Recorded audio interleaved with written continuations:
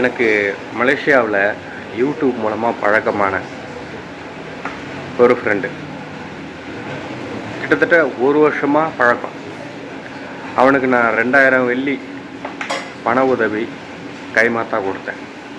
அவன் தரேன்னு சொல்லி இன்றைக்கி திங்கக்கிழமை தரேன்னு சொல்லி என்னை ஃபுல்லாக பிளாக் பண்ணி வச்சுருக்கான்.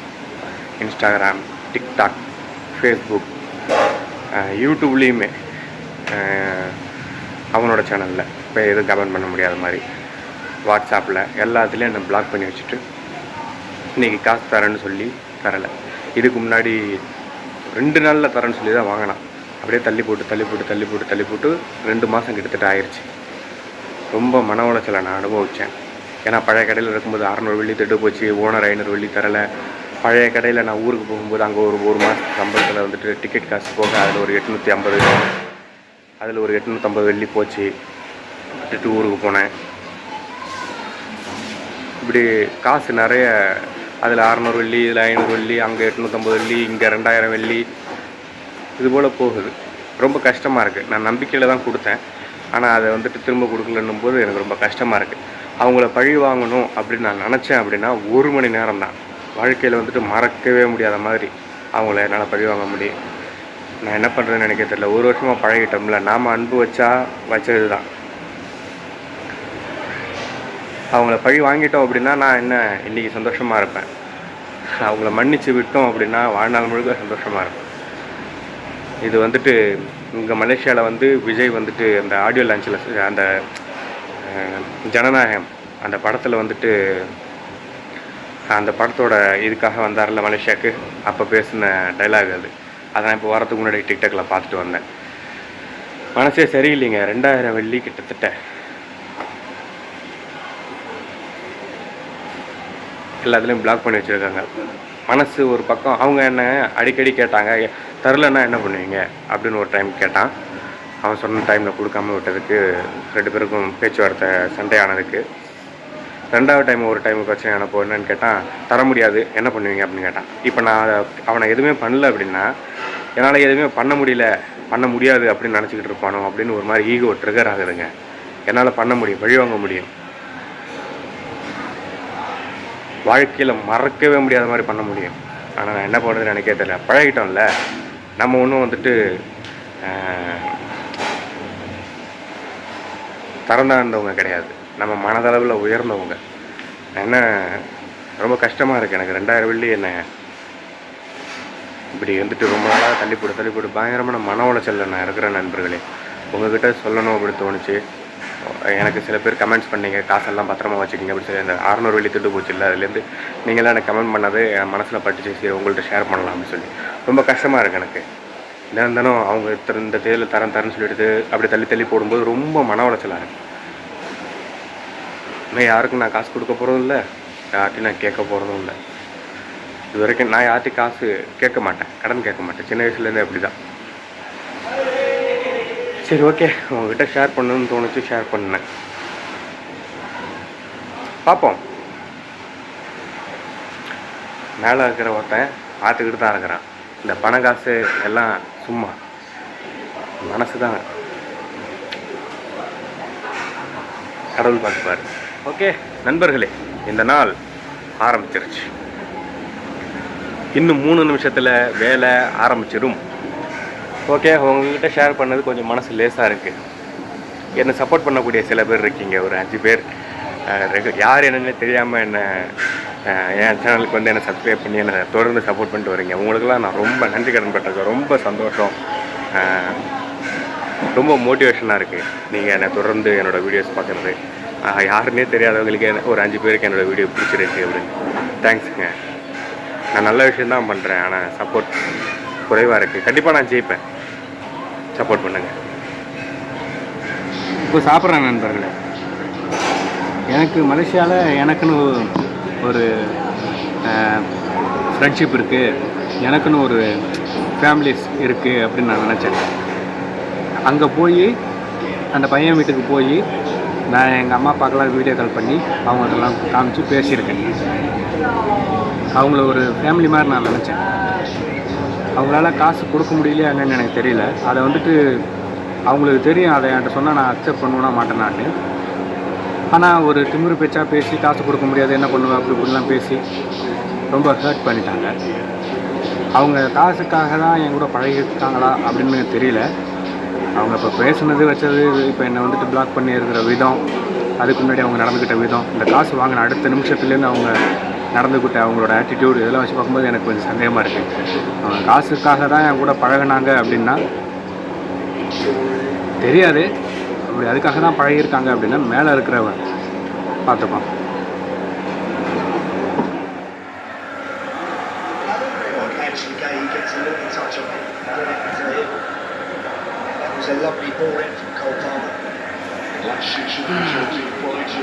இப்படிலாம் கஷ்டப்பட்டு சம்பாதிச்ச காசு, அந்த காசு இந்த வேர்வையில் உருவானது. இப்போ நான் நல்ல சம்பளத்தில் தான் இருக்கேன். நான் ஒரு மாதத்தில் அந்த காசை நான் சம்பாதிச்சிருவேன். ஆனால் நான் அந்த காசை, நான் கொடுத்த காசை சம்பாதிச்சது நான் ஃபஸ்ட்டு வேலை செஞ்ச கடையில், எங்கள் கடை சொல்லியிருக்கிறேன்ல, அடிக்கடி சொல்லியிருக்கேன் 2 வருஷம் வேலை பார்த்தேன்னு சொல்லி. அந்த கடையில் 2 வருஷம் வேலை பார்த்து ரொம்ப ஹார்ட் ஒர்க் பண்ணி சம்பாதிச்ச காசு அது.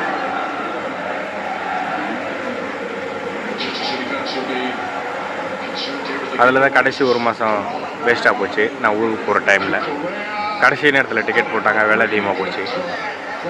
மீதி காசு பேலன்ஸ் அப்படியே இருக்குது. அதை விட்டுட்டு தான் ஊருக்கு போயிட்டு அதோட நின்றுட்டு அந்த கடையில் மீதி பேலன்ஸ் வாங்கலை. அதை விட அங்கே எனக்கு ஒரு மாதம் சம்பளமே 1600 வெள்ளி தான். 1500 வெள்ளிக்கு போய் 1600 வெள்ளியாக உயர்ந்தது. ஒரு 100 வெள்ளி ஒரு 15 மாதம் கழிச்சு ஏற்றுனாங்க. 1.5 மாத சம்பளம் அது 2000 வெள்ளி. என் செலவுகள்லாம் போக 1300 வெள்ளி அது போல் தான் நான் ஊருக்கு அனுப்புவேன். அப்படின்னா 2000 வெள்ளிங்கிறது 1.5 மாத சம்பளத்துக்கும் மேலே. நான் எவ்வளோ கஷ்டப்பட்டு சம்பாதிச்சிருப்பேன் அந்த காசை. கிட்டத்தட்ட 50 நாள் சாகிற மாதிரி வேலை செஞ்சாதான் அந்த 2000 வெள்ளி எனக்கு கிடைக்கும்.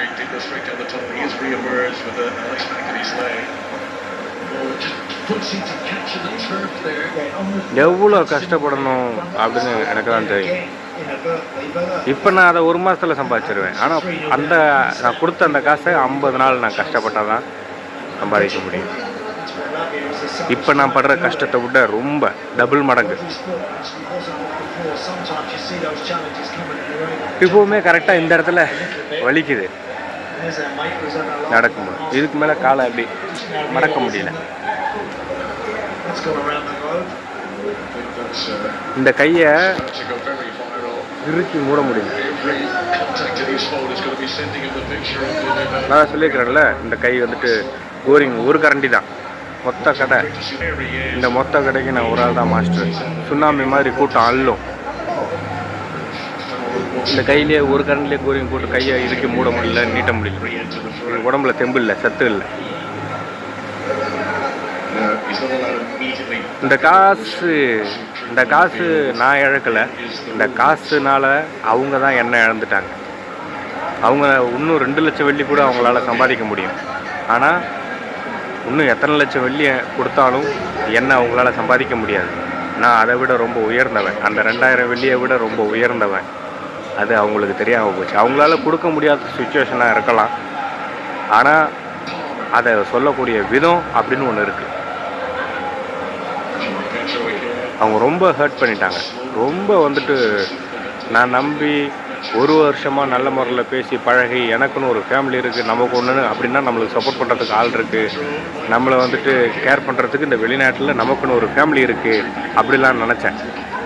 அந்த பையனும் ரொம்ப நல்ல பையன்தான். ஆனால் அவங்க கொடுக்க முடியாத சுச்சுவேஷன், அவங்களோட நிலைமை அப்படி அப்படின்னா அதை சொல்கிறதுக்குன்னு ஒரு முறை இருக்குது. காசு வாங்கின அடுத்த நிமிஷத்துலேருந்தே அவங்க மாறிட்டாங்க. கிட்டத்தட்ட 2 மாதம் ஆக போகுது, 1.5 மாதம் ஆச்சு.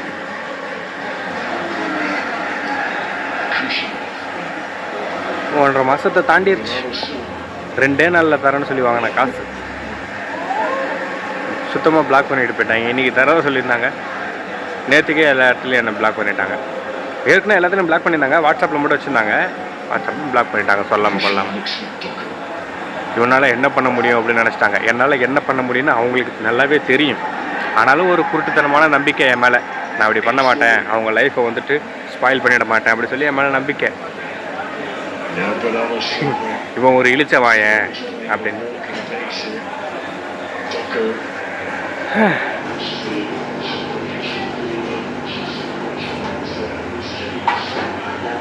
எங்கள் கடையில் ஃபஸ்ட்டு வேலை செஞ்சுக்கிட்டு இருந்த தண்ணி மாஸ்டர் வேலையை விட்டு போயிட்டார். ஒரு வயசானவர், நைட்டு வேலை பார்த்தவர். இப்போ புதுசாக ஒருத்தர் வந்திருக்காரு. ஃபஸ்ட்டு ஒரு பர்மாக்காரர் இருந்தார், அவர் ஊருக்கு போனார். புதுசாக ஒருத்தர் வந்தார் காலையில் தண்ணி போட.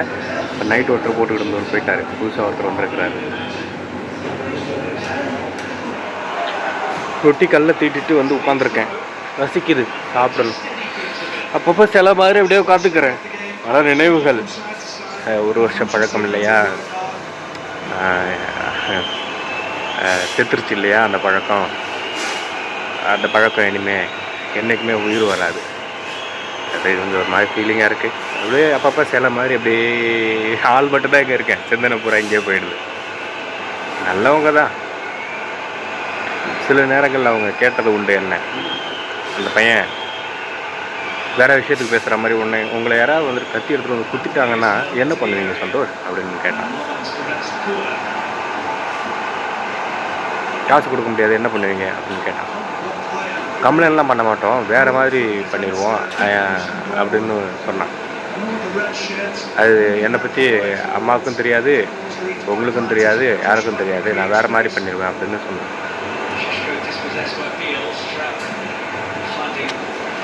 நடாயிரு நான் பெருமை பேசுகிற மாதிரி ஆகிடும். விடுங்க, கஷ்டமாக தான் இருக்குது. நம்ம மனசுக்கு நெருக்கமானவங்க நம்மளை இப்படி பேசும்போது அவ்வளோ கஷ்டமாக தான் இருக்குது. அது கத்தியை எடுத்துகிட்டு வந்து குத்துனா கூட அவ்வளோ வலிக்குமா அப்படின்னு தெரியல. அதை விட அதிகமாக வலிக்குது. பசிக்குது. சாப்பிடுவோம். மாப் போட்டிருக்காங்க, மாப் காஞ்சிக்கிட்டு இருக்கு, ஈரமாக இருக்குது. அப்போ போரிங் ஒன்று போட்டு சாப்பிடுவோம்.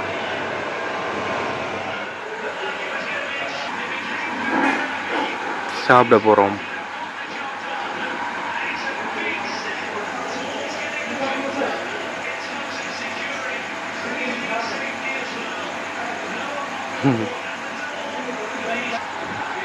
வாங்க சாப்பிடலாம். விடிந்து விட்டது நண்பர்களே, விடிந்து விட்டது.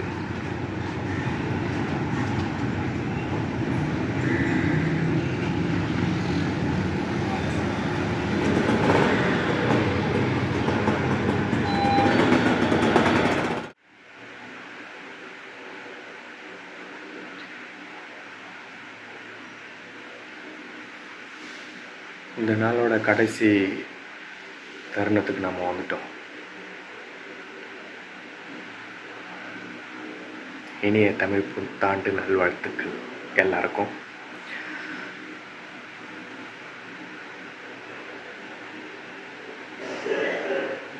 அந்த பையன் சொன்னேன்ல, அந்த பையனுக்கு 1 மாத சம்பளம். இந்த சினிமா அந்த மாதிரியான ஃபீல்டில் வேலை செய்கிறான். சிங்கப்பூரில் போய் வேலை செய்வோம் அப்படி அந்த பையன். அவனுக்கு சம்பளம் 1 மாத சம்பளம் 12,000 வெள்ளி, மலேசியா காசு. அவங்க அம்மாவுக்கு 7,500 வெள்ளியோ என்னமோ சம்பளம், 8,500 வெள்ளியா எவ்வளவோ சம்பளம். இந்த 2,000 வெள்ளிங்கிறது அவங்களுக்கு பெரிய மேட்ரு கிடையாது. அவங்களால கொடுக்க முடியாதுன்னு கிடையாது. இப்படி கொடுக்க முடியல அப்படின்றது வேற. நம்மக்கிட்ட பேசுகிற விதம், நம்மள்கிட்ட கொடுக்க முடியாது என்ன பண்ணுவோங்கிறது ரொம்ப ஹர்ட் பண்ணிட்டாங்க அவங்க எல்லாரும். ஓகே, நம்ம பழைக்க வந்திருப்போம். வந்த வேலையை பார்ப்போம். நமக்கு நம்ம தனியாக வாழ வந்திருக்கோம். தனியாக தான் ஏற்கனவே 2 வருஷம் வாழ்ந்துருக்கோம். தனியாக வாழ இன்னும் நல்லாவே கற்றுக்கணும். உடல் அளவில் தனியாக நம்ம வந்துட்டு ஒரு ரூமில் இருப்போம், தனியாக நம்ம வேலைக்கு போகிறோம், தனியாக நம்ம வரோம் அப்படிங்கிறது ஒரு வாழ்க்கை இல்லை. மனதளவிலையும் குடும்பம் எங்கேயோ இருக்குது, நம்ம எங்கேயோ இருக்கோம்ல, அந்த மாதிரியான ஒரு தனிமை. என்னோடய ஃப்ரெண்ட்ஸ் எல்லாம் என்ன ஆனாங்கன்னே தெரியல. ஃபஸ்ட்டு டைம் மலேசியா வந்தப்பவே காணாமல் போயிட்டாங்க. ஏன்னா அவங்கள்ட்ட தான் பேச முடியல, அப்படியே எல்லாம் மறந்துட்டாங்க என்ன. இப்போ நம்பரும் இப்போ ஊருக்கு போய்ட்டு வந்தப்போ வேறு நம்பரை மாற்றிட்டேன். ஓகே, இந்த 2000 வெள்ளி காசு கண்ணை மறைச்சிச்சு.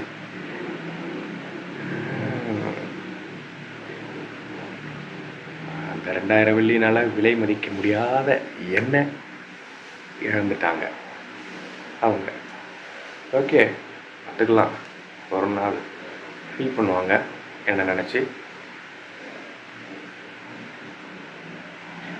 என்கிட்ட திரும்ப வந்து பேசணும்னு நினைப்பாங்க. அவ்வளோதான், முடிஞ்சிச்சு அது. இனிமே எப்போவுமே நான் அவங்கக்கிட்ட கான்டாக்ட் வச்சுக்க மாட்டேன். ஃபினிஷ்ட். ஓகே நண்பர்களே, காசு ஒருத்தவங்களுக்கு கடன் கொடுக்கறதுக்கு முன்னாடி யோசித்து அதை அவங்களால திருப்பி தர முடியுமா, அவங்க கண்டிப்பாக திருப்பி தர கூடிய பொருளாதார நிலையில் இருக்காங்களா, அது மாதிரியான மனநிலையில் இருக்காங்களா அப்படின்லாம் நல்லா தெரிஞ்சுக்கிட்டு காசு கொடுங்க. ஓகே, யார்ட்டையும் கடன் வாங்காதீங்க, கடனும் கொடுக்காதீங்க முடிஞ்ச வரைக்கும். ஓகே, முடிஞ்ச வரைக்கும் கடனும் வாங்காதீங்க, கடனும் கொடுக்காதீங்க. அதை அவாய்ட் பண்ணுங்கள். சொந்தமாக உழைச்சி செலவு பண்ணுங்க.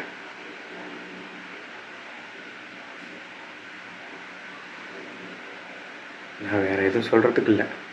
உங்களுக்கு ஒரு விஷயம் தெரியுமா, இந்த வீடியோட ட்விஸ்ட்டு என்ன தெரியுமா, இந்த வீடியோவை அவங்களும் பார்ப்பாங்க, அந்த பையனும் பார்ப்பான், அவங்க வீட்லேயும் பார்ப்பாங்க. கண்டிப்பாக எந்த வீடியோவை பார்க்குறாங்களோ இல்லையோ, இந்த வீடியோவை கண்டிப்பாக பார்ப்பாங்க. ஏன்னா இந்த வீடியோவுக்கு உண்டான டேட் நேற்றுக்கு உண்டான வீடியோ தான் இது. முடிஞ்சிச்சு, ஆனால் இந்த நாள் எனக்கு முடியுது அடுத்த நாளில்.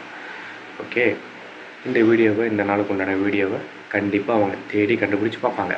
ஏன்னா என்ன எல்லாத்துலேயும் பிளாக் பண்ணிட்டாங்க, நான் என்ன மாதிரியான மனநிலையில் இருக்கேன் அப்படி சொல்லி தெரிஞ்சுக்கணும்னு நினைப்பாங்க. அதுதான் இந்த வீடியோட ட்விஸ்ட்டே. இவனால் என்ன பண்ண முடியும்னு நினச்சிக்கிட்டு இருப்பாங்க. என்னால் என்ன பண்ண முடியும்னு அவங்களுக்கு தெரியும். அந்த நிலைமையில் பயந்துக்கிட்டும் இருப்பாங்க. ஒரு கண்மூடித்தனமான நம்பிக்கை என் மேலே. அந்த வகையில் நான் நல்லவன் பேர் எடுத்திருக்கேன்னு நினச்சி பெருமைப்படுறதா இல்லை இழிச்சவாயன்னு நினைக்கிறாங்கன்னு சொல்லிட்டு ஃபீல் பண்ணுறதான்னு தெரியல. எல்லோரும் பார்த்து பத்திரமா இருங்க. இது உங்களுக்கு ஒரு பாடம். ஓகே, யார் நம்மளை விட்டு போனாலும் நாம் சர்வைவ் ஆகும். யாரும் நம்மளோட வாழ்க்கையில் நிரந்தரம் இல்லை. ஏதோ நம்மளோட ரொம்ப நெருக்கமான சொந்தக்காரங்க நம்மளை விட்டு போன மாதிரி இருக்குது, நம்ம வீட்டில் சண்டை போட்ட மாதிரி இருக்குது. ஓகே, பார்த்துக்கலாம். எல்லோரும் பார்த்து பத்திரம் பாருங்கள். இந்த நாள் எவ்வளோ ஃபீலிங் இருக்குது பார்த்தீங்களா. அதையெல்லாம் கடந்து நான் குடிபோதை இல்லாத ஒரு நாளை நான் கடந்து முடிச்சிட்டேன். சாப்பிட்டு தூங்கிடுவேன். ஓகே, இந்த நாள் முடிஞ்சிச்சு. எந்த ஒரு குடிபோதையும் இல்லாத ஒரு நாளை நான் கடந்திருக்கேன். எல்லாம் உங்களோட சப்போர்ட்னால தான் நண்பர்களே. ரொம்ப நன்றி உங்கள் எல்லாருக்கும். ஓகே, என்ன மாதிரி இருக்கணும்னு நினைங்க. எக்காரணத்தை கொண்டும் எந்த ஒரு போதை பழக்க வழக்கங்களுக்கு அடிமையாடாதீங்க. மெயிலனும் அப்படின்னா ரொம்ப கஷ்டப்படுவீங்க. எல்லோரும் பார்த்து பத்திரமா இருக்கணும். ஓகே, தொடர்ந்து சப்போர்ட் பண்ணுங்கள். சொல்ல மறந்துட்டேன், நாம் அன்பு வச்சா வச்சது தான் அப்படி சொல்லி பல டைம் நம்மளோட யூடியூப் சேனல்லே நான் சொல்லியிருக்கிறேன். ஓகே, அதுபோல் தான் அவங்க என்னை காசு ஏமாற்றணும் அப்படின்னு நினச்சாங்களா அப்படின்னு எனக்கு தெரியலை. அவங்க நினச்சா கொடுக்க முடியும். அப்படி கொடுக்க முடியாத சுச்சுவேஷனாக இருந்தால் என்கிட்ட சொன்னால் நான் அக்செப்ட் பண்ணுவேன்னா மாட்டேனான்னு அவங்களுக்கு நல்லா தெரியும். ஓகே, அவங்க பேசின விதம் காசு வாங்கினதுலேருந்தே நிறைய மாறிடுச்சு. ஓகே,